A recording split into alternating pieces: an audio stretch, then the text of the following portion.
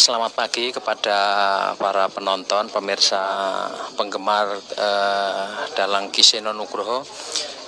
Pagi ini, selamat pagi, saya ada di rumah duka di Gayam, Sedayu, masuknya ini Sleman atau Bantul? Bantul ya, di Kabupaten Bantul. Nah, baru saja tadi sudah dirampungkan doa bersama di joglo yang biasa dipakai untuk pertunjukan wayang Slimen di belakang sana. Nah, bersama saya sudah ada Mas Gunawan. Mas Gunawan ini adminnya Kiseno Nugroho. Mungkin para pemirsa sudah hafal dengan nama Mas Gunawan.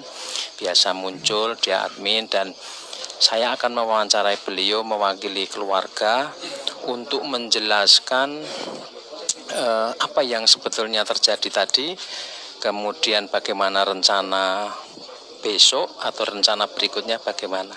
Nah, saya akan temui Mas Gunawan. Nah, ini Mas Gunawan. Mas Gunawan, ini banyak yang pengen tahu secara langsung dari keluarga. Kabar duka ini tentu sangat mengejutkan banyak orang. Nah, Mas Gunawan barangkali bisa jelaskan, ceritakan kira-kira apa sih yang terjadi tadi sore sampai malam, kemudian kabar itu menyebar begitu cepat sampai pagi ini masih banyak orang yang memberikan perhatian kepada Kiseno Nugroho. Tadi siang itu masih sehat ya, maksudnya masih bercanda gurau dengan warga sekitar sambil ya bercanda aja. Terus begitu sore itu biasanya kan Kiseno Nugroho itu olahraganya itu sepedaan. Terus sepedaan di pertengahan jalan merasa kepalanya itu pusing, terus nggak kuat. Sendirian Berdua sama warga sini juga. Nah, terus kita hubungi yang bebarengan bersepeda itu, hubungin orang sini untuk menjemput dengan. Artinya jauh nggak Mas dari sini? Lumayan jauh. Minta dijemput pakai pick up. Nah, terus sesampainya di sini terus istirahat sampai maghrib. Maghrib itu udah nggak bisa ini, pasien udah di kamar aja terus sambil nunggu Ibu Agnes datang. Tapi masih bisa komunikasi waktu itu dengan yang ada di sini? Oh, enggak, di dalam kamar terus. Dalam kamar terus Ibu Agnes dijemput, sempat muntah-muntah. Habis itu dibawa ke rumah sakit sama beberapa warga sini, terus saya juga nyusul ke sana ke rumah sakit. Jadi Ibu Agnes sempat sampai di rumah pulang atau tidak? Sampai di sini, sempat pulang di sini, jemput bapak. Tadi di kampus ya? Sempat pulang ke sini, terus begitu bapak sakit, dikabari sakit ke sini, terus dibawa ke rumah sakit PKU. Itu habis Isya habis maghrib Isya itu. Terus masuk UGD sambil nunggu dokternya yang dulu menangani pertama kali opnam beberapa waktu lalu. Nah, terus dibawa langsung ke ICCU, penanganan langsung sama dokternya, profesornya. Dan di situ terdeteksi ada 2 penyumbatan.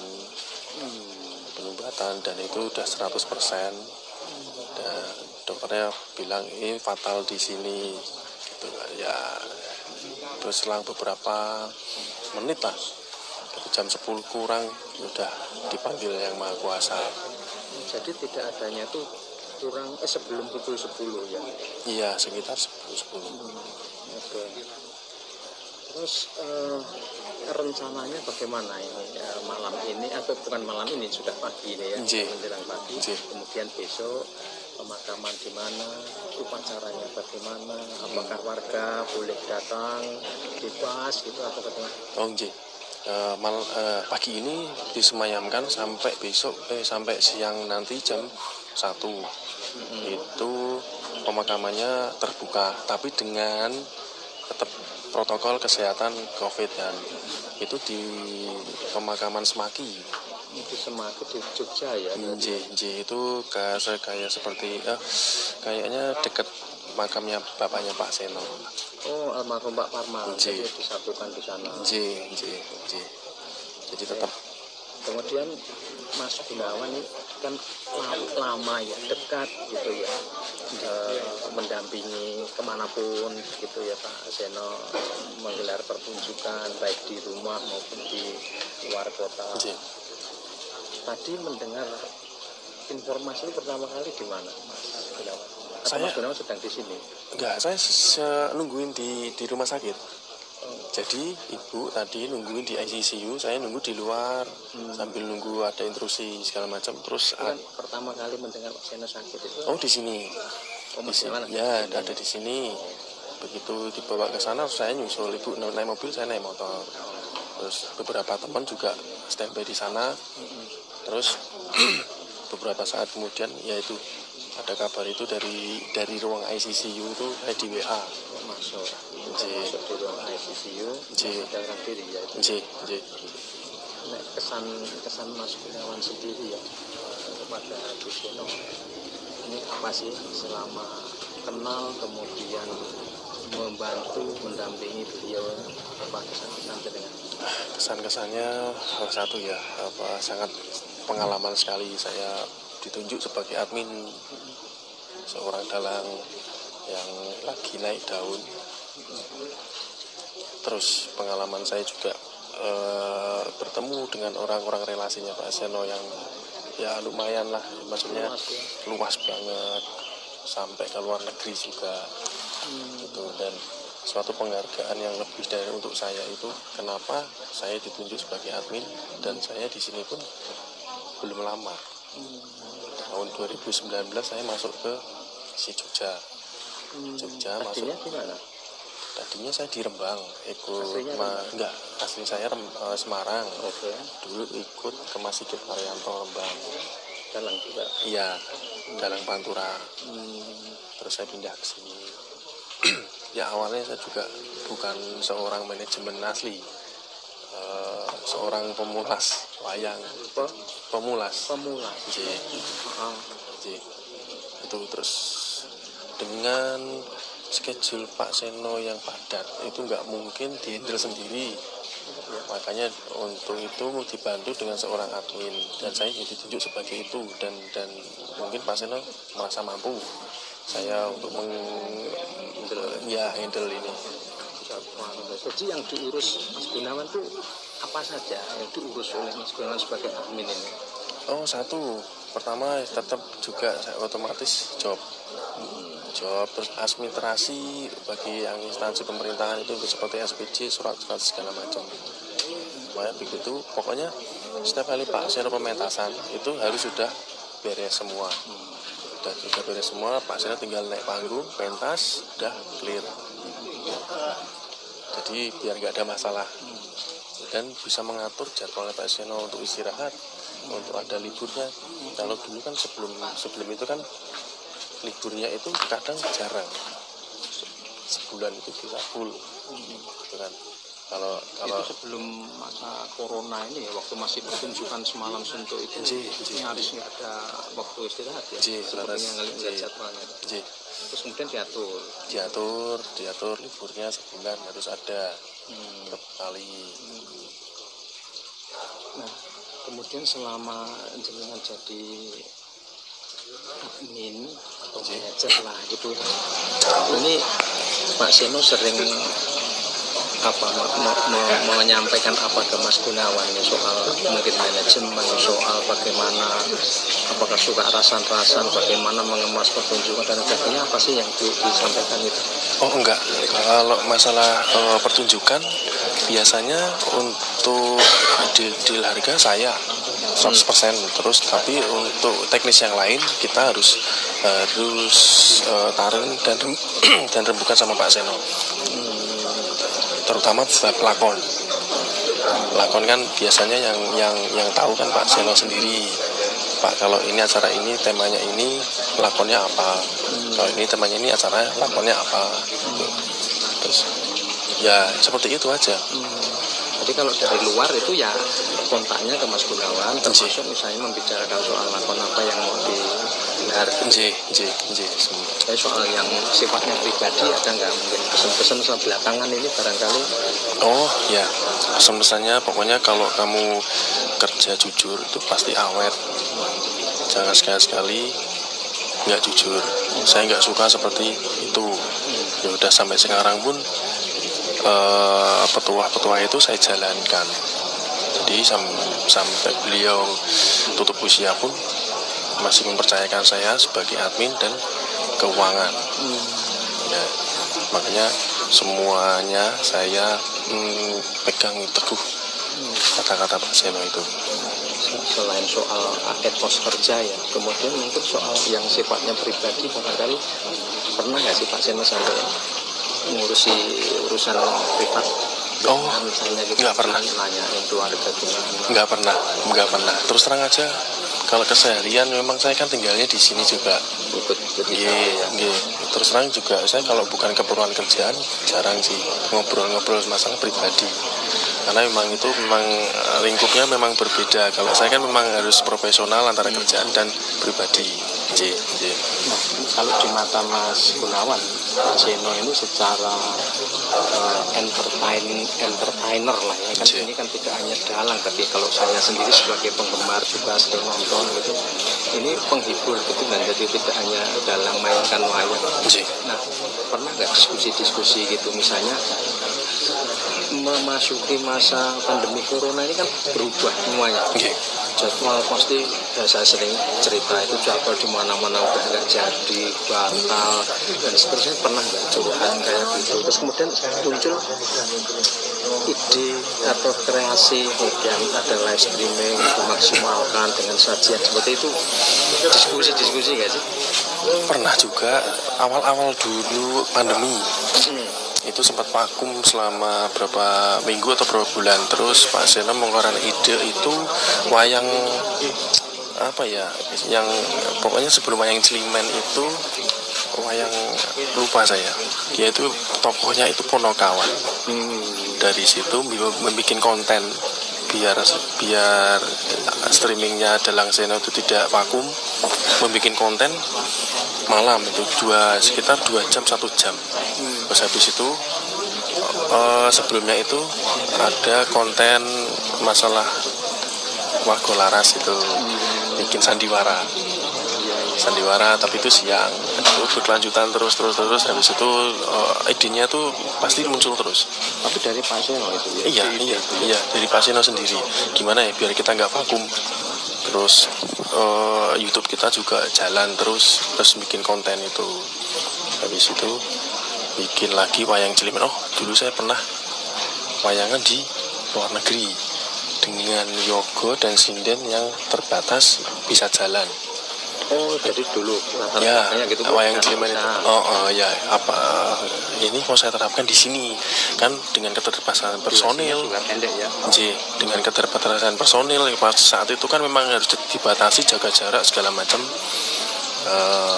Membikin wayang donasi bertajuk Cilimen. Itu selama berapa ya, semingguan atau berapa, sebulan itu berhasil. Habis itu kita tawarkan sebagai apa ya, untuk dijual, tunjukkan yang dijual gitu. Dikomersilkan. Sebelumnya enggak bertajuk donasi. Donasi. Terus teman coba untuk dikomersilkan, ternyata laku dengan harga promo.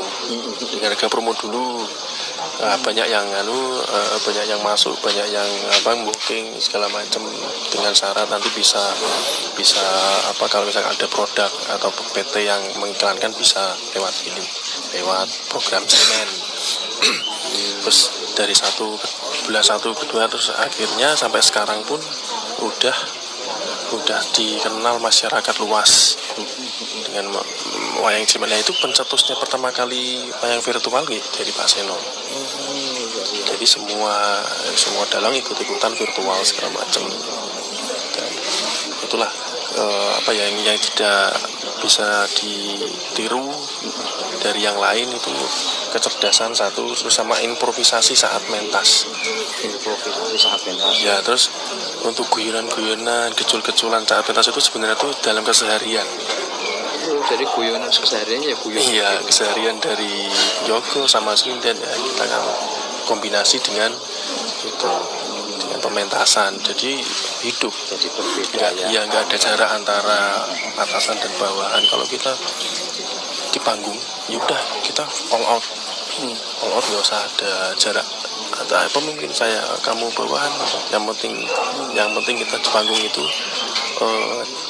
bisa meriah, bisa gayeng.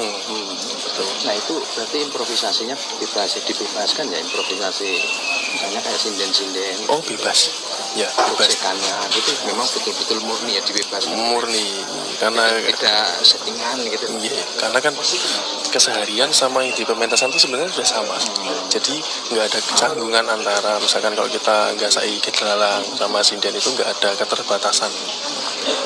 Nah sekarang ini yang mungkin yang terakhir nih Mas, saya kira perasaan sama dirasakan oleh saya, penggemar Giseno Nugroho dimanapun berada, mungkin sampai di mancanegara juga ya. Nah ketika Giseno tadi dinyatakan nggak ada, itu apa yang bersit pertama kali di pikiran Mas Gunawan ini? Satu, otomatis job. Otomatis job. Saya tadi udah pikiran yang kedua kalinya, pertama kali masuk OT6 dulu, wah ini saya harus mikir lagi, harus mengontak penanggap lagi, ya harus ada pembatalan atau pengunduran lagi. Saya udah mikir seperti itu tadi, udah begitu masuk UGD itu udah mikir situ. Jadi yang tanggapan besok itu sudah saya calling, udah, tapi nggak aktif. Ya mungkin udah baca berita ini, mungkin udah memaklumi. Yeah. Nah terus begitu dengar pasien udah gak ada, wah saya udah tahu Mas. Jadi tanggapan yang tahun depan udah hilang, ini udah hilang. Nah, dan saya tuh mikirnya nanti ke depannya tuh untuk Wiyogo sindennya gimana. Itu saya juga memikirkan seperti itu, dan diri saya juga seperti itu memikirkan. Kalau boleh tahu kalender atau jadwal tanggapan ini November ini tidak hanya besok, lusa dan seterusnya sudah ada belum itu yang masuk? Sudah ada jadwalnya belum? Oh sudah ke depan. Sudah. Kalau November kan kemarin akhir bulan kita sudah share. Jadi jadi sampai akhir bulan itu udah full. Desember pun sudah ada yang booking, baik yang normal maupun yang cilimen. Karena kita kan kalau ada yang booking cilimen, saya pasti ngomong nanti kalau misalkan kondisi sudah normal, cilimen sudah tidak ada, kita akan kembalikan schedule yang normal. Otomatis yang normal itu kita yang utamakan, karena cilimen itu untuk mengisi di masa pandemi. Dan mereka pun juga memahami, maksudnya oh ya nggak apa-apa. Sekarang kalau keluarga dari Bu Agnes atau anak-anak tadi gimana Mas ketika mendengar almarhum yang sudah tidak ada itu?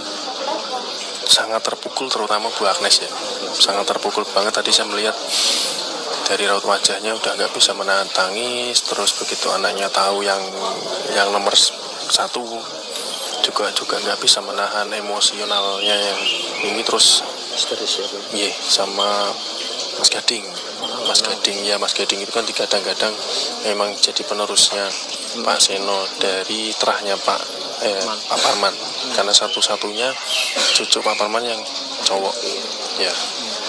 Itu ya terpukul sekali lah. Dan Pak Seno dengan Mas Gading ini tampak tampak sangat sayang ya. Oh iya. Kalau ngelihat ininya konten-kontennya sampai waktu tahun bulan 23 Agustus saya lihat itu nangis betulan ya, sungguhan ya Pak Seno itu menangis. Iya sungguh, karena itu kan dulu memang Mas Gading itu belum suka wayang. Begitu ada Mas Nisar, dia suka main wayang, terus menghadiahkan bapaknya ulang tahun dengan pementasan perdananya dia di Kelir. Nah itu yang ini sebelumnya tuh Pak Sen, memang saya tuh pengen anak saya dulu besok bisa mayang dulu, penting. Terus surprise begitu Pak Sen turun panggung ganti baju, aturan kan sudah selesai, tapi kok ada ujuran lagi. Siapa yang wayang itu? Begitu keluar Nggak tahu sama sekali. nggak tahu, itu emang direncanakan Mas Gading, Ibu, terus sama para Wiyogo dan segala macam, emang sengaja untuk surprise Bang. Dari situ merasa terharu melihat Mas Gading udah mau mayang dikelir gitu kan, mesti sampai menangis lah, terharu itu. Menangisnya saya juga ikut berbes mili juga ya. Nje. Nah sekarang yang terakhir Mas Gunawan ini kan banyak tadi yang mengikuti, kebetulan mungkin hanya saya gitu yang mengikuti yang dari media gitu. Nje. Banyak yang menyampaikan ucapan bela sungkawa, kehilangan dan sebagainya lah. Nah ini yang bisa disampaikan dari pihak keluarga kepada semua warga, penggemar, guyuban, komunitas atau apapun lah namanya, ini apa? Monggo silahkan. Selamat pagi bagi semua penggemar Ki Seno Nugroho dimanapun berada. Saya mohon untuk mendoakan beliau biar diterima di sisinya husnul khotimah. Semoga menjadi kenangan dan menjadi legenda seorang dalang milenial, katanya seperti itu. Semoga saja Mas Gading bisa menjadi penerusnya Pak Seno dan bisa menghibur para pendemen dan pencinta wayang kulit di seluruh Indonesia.